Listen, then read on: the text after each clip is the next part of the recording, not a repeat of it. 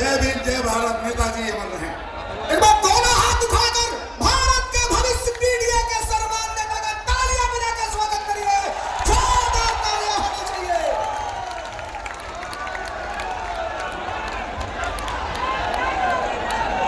बहुत बहुत धन्यवाद। मंच पर हमारे साथ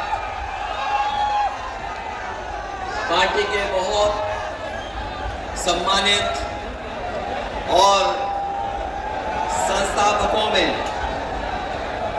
उपस्थित हमारे साथ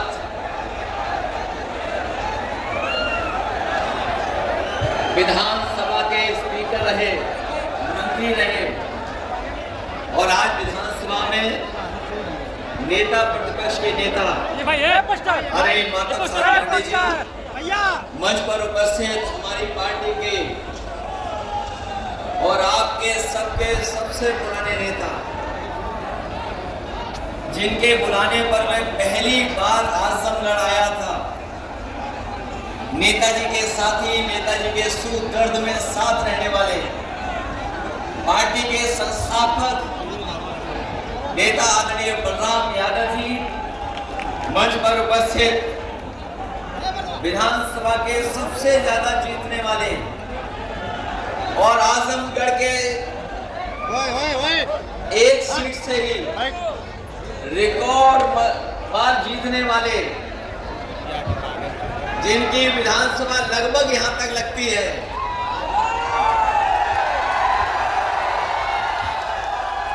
विधायक दुर्गा यादव जी, सांसद धर्मेंद्र यादव जी, सांसद दुर्गा प्रसाद जी, बहुत बुजुर्ग हमारे हमेशा आशीर्वाद देने वाले और राजनीति को बारीकी से समझने वाले,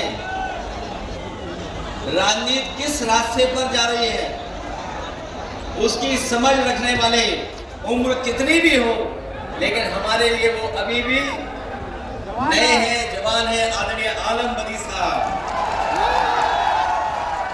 रामाश्री विश्वकर्मा जी, डॉक्टर संग्राम यादव जी, नफीस अहमद विधायक जी, हमारे नामारासी अखिलेश यादव विधायक जी, डॉक्टर एक्शन सिंह पटेल जी, श्रीमती पूजा सरोज जी, कमलाकांत राजभर जी, बचई सरोज जी, नंद किशोर यादव जी, राम सागर दुलाल राजभर जी, अभय नारायण सिंह पटेल जी, पूर्व विधायक आदिल शेख जी, राम जिता करके भेजे। बगल की लोकसभा अंबेडकर नगर लालजी वर्मा जी, राजीव राय जी, राम मोहन निषाद जी से लेकर के बहुत के नेता भी दिखाई दे रहा, अंबिका चौधरी जी और पार्टी के हमारे जिलाध्यक्ष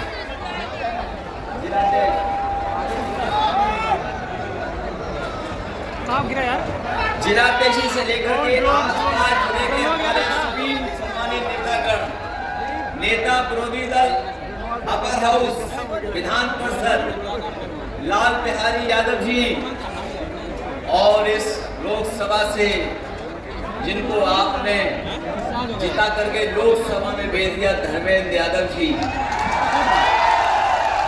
एमएलसी हमारे गुड्डू जमाली जी, दूसरे गुड्डू राकेश यादव जी से लेकर के बहुत सारे हमारे नेता, जिनके मैं नाम नहीं ले पा रहा हूँ, बहुत बड़ी संख्या में हमारे नेता बैठे हैं, जिनका मैं नाम नहीं ले पा रहा हूँ, हमारे सभी समाजवादी पार्टी के नेता और इस पार्टी कार्यालय में उपस्थित सभी लोग जो समाजवादी पार्टी के लिए हमेशा समर्पित रहते हैं, ऐसे हमारे सभी आदरणीय बुजुर्ग, हमारे सभी नौजवान साथी, किसान भाई, माताएं, बहनें और पत्रकार साथियों, मैं सबसे पहले समाजवादी पार्टी के जिला अध्यक्ष हवलदार यादव जी का धन्यवाद देना चाहता हूं और अपने पूरी पार्टी के नेताओं को कि जब कभी भी सवाल पूछते थे कि आजमगढ़ जो समाजवादियों का घर है, समाजवादी पार्टी का गढ़ है, लेकिन इसमें कोई स्थान नहीं है, कोई घर नहीं है, कोई परमानेंट जगह नहीं है, उनका खाता नहीं खुलेगा।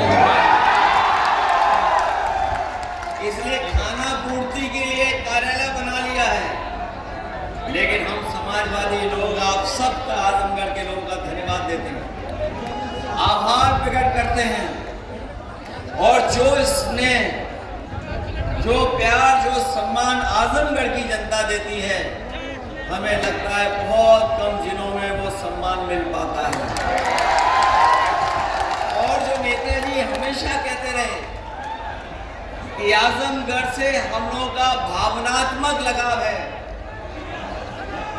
भावनात्मक रिश्ता है हमारा आपका, वो एक बार नहीं हमें कई बार देखने का मौका मिला है कि अगर हम लोगों ने कोई फैसला ले लिया पार्टी की तरफ से, आजमगढ़ की जनता ने पूरे सम्मान के साथ स्वीकार किया और राजनीति में समाजवादी पार्टी को आगे बढ़ाने का काम किया।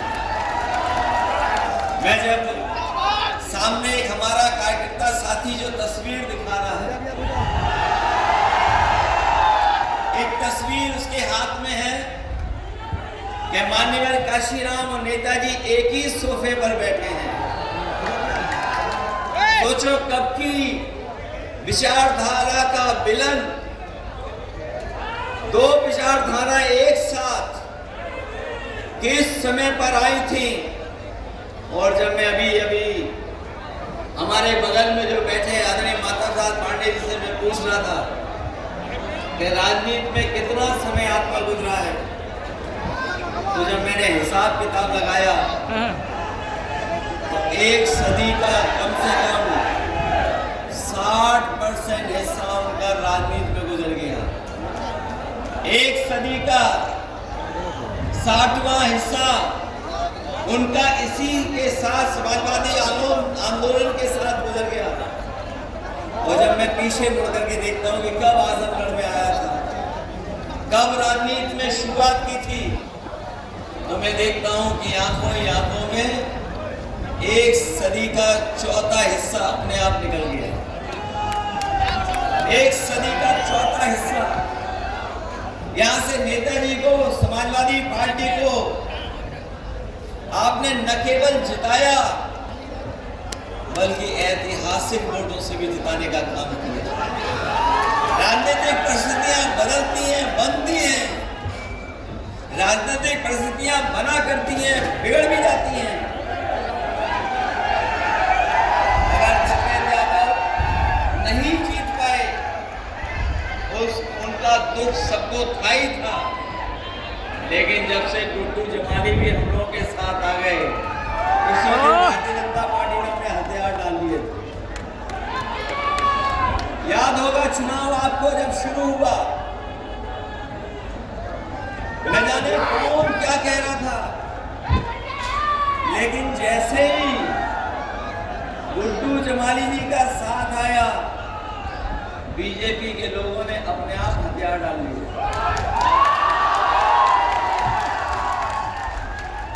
जो लोग कहते हैं कि आजमगढ़ में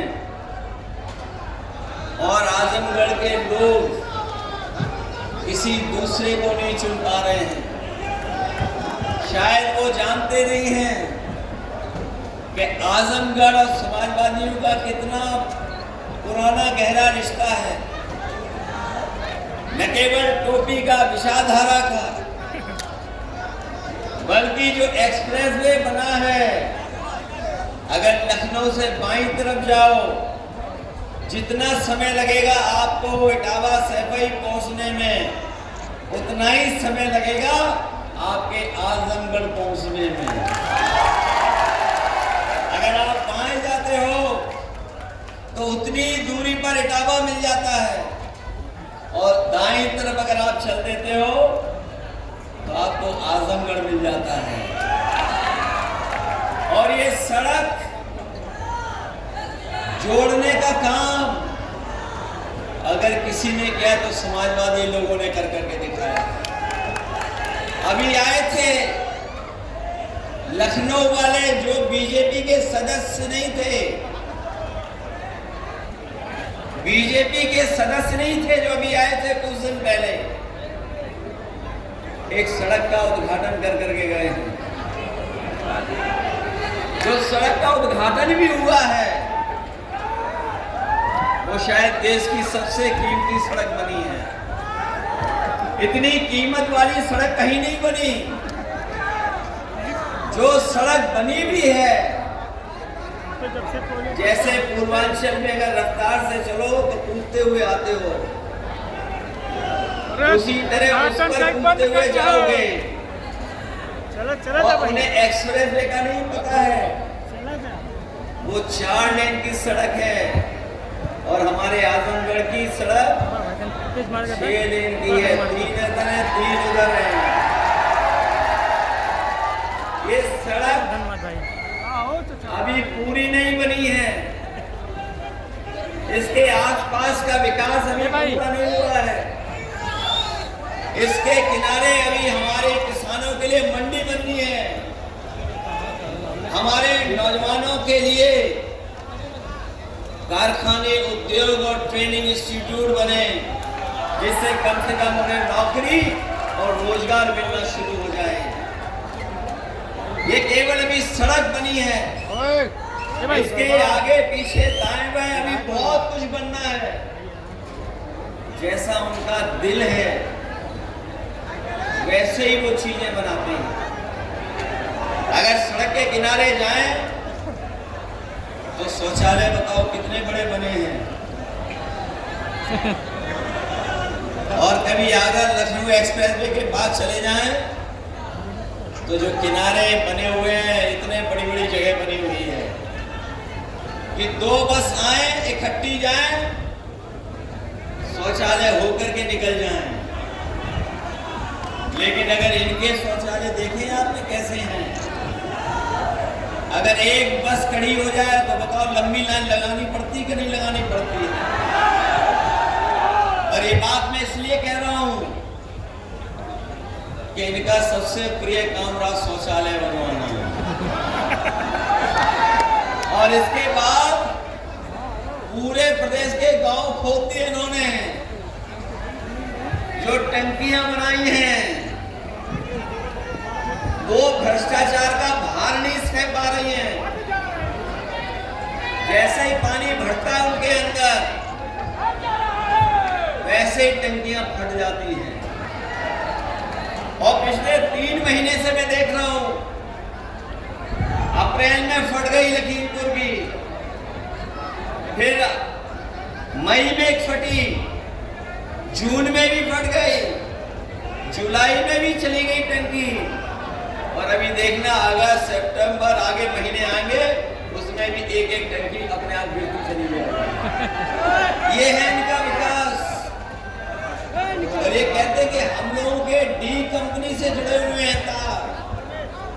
सच्चाई तो ये है कि डी से बहुत घबराते हैं, दिल्ली से बहुत घबराते हैं लखनऊ वाले। सच्चाई तो ये है कि डी से बहुत घबराते हैं, न केवल दिल्ली से घबराते हैं, बल्कि वो डिप्टी सीएम भी डीसी है, वो डीसीएम है, उनसे भी घबराते हैं। इसलिए उन्हें डी बहुत याद आती है।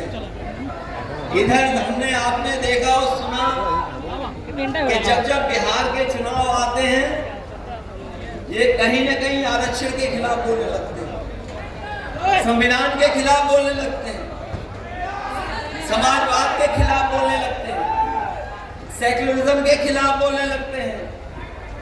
और सच्चाई तो ये है कि ये सीधे सीधे जब आरक्षण के खिलाफ नहीं बोल पाते हैं, इन्हें अपने वोट का डर सुनाई देता है, दिखाई देता है, तो सीधा सीधा आरक्षण के खिलाफ नहीं बोल पाते हैं। इसीलिए पीछे से मुड़ करके वो पीछे से कहते हैं कि समाजवाद खत्म